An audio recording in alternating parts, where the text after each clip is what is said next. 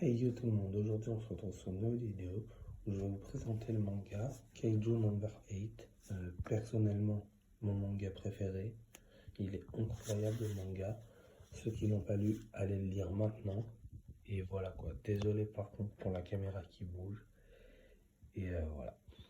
Mais comme je sais qu'il y en a plein qui vont pas rester jusqu'à la fin, euh, le manga, à mon avis, le créateur, il s'est beaucoup inspiré de Saitama, enfin de One Punch Man, parce qu'il y a pas mal de références avec ça. Donc voilà.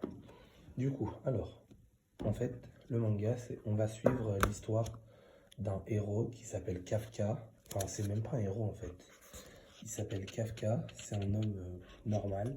Sauf que depuis tout petit, en fait, il rêve d'intégrer les forces de défense du Japon pour protéger tout le monde des kaiju. Et sauf qu'en fait, il peut plus, comme il a 32 ans, et l'âge minimum pour intégrer ça, c'est 31. Après 31 ans, on peut plus. Et donc, il se retrouve à nettoyer les villes des monstres qui sont tués, morts par terre. Et plus tard, il y a un enfant de 18 ans, enfin un adulte du coup, Ishikawa, il vient et il lui dit, par contre, tu sais pas, mais c'est 32 ans maintenant, donc il lui reste une seule chance d'intégrer les forces de défense du Japon. Sauf que bon, il nettoie des villes et tout, donc vous voyez, il n'est pas super fort. Et un jour, il nettoie des villes, enfin la ville d'un kaiju, les deux, et Ishikawa, il va se faire attaquer par un kaiju. Sauf que Kafka, l'homme, il va le pousser, enfin l'aider. Et après, du coup, ils vont se retrouver tous les deux à l'hôpital.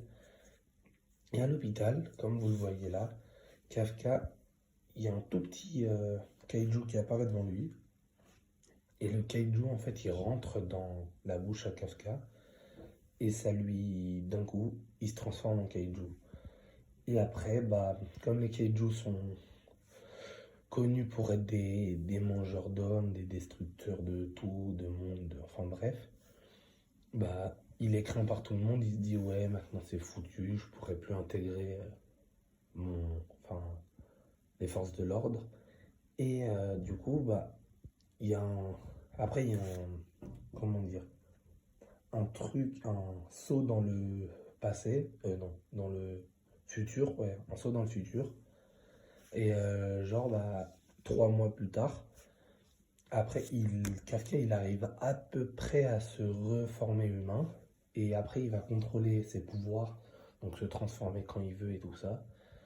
Et du coup, bah, il va devoir se cacher pour pas être tué, quoi. Parce que si les gens ils voient qu'il est, si les gens voient qu'il est kaiju, ils vont direct le dénoncer et le tuer. Et du coup, bah, après ça, il passe les tests avec son ami Ishikawa. Sauf qu'en fait, il est clairement nul. En humain, Kafka, il est clairement, c'est le pire, quoi. Genre, vraiment, il est pourri. Et du coup, bah, il, il passe à côté de se faire exclure. C'est juste qu'en fait, comme il fait n'importe quoi, le coach du truc, il rigole, il dit ouais, viens, on le garde, ça va bien nous faire marrer pendant les pauses et tout ça. Du coup, il le garde de chance. Et il y a une fille, en fait, elle est très très forte. Elle, c'est la plus forte de tous les participants. Et au dernier examen, elle se fait gravement blesser par un kaiju qui remute. Enfin, quand ils l'ont tué, il revient à la vie. Ils savent pas comment. Du coup, la fille est gravement blessée. Et Kafka, bah, il va l'aider. Et voilà. Et après, pour savoir la suite, bah, je vous laisse découvrir par vous-même. J'espère que la vidéo elle vous aura un peu plu pour le lire ou quoi. Et voilà. Encore désolé de la caméra parce que là je tiens à la main. Et voilà. Bon bah, passez une bonne journée, hein.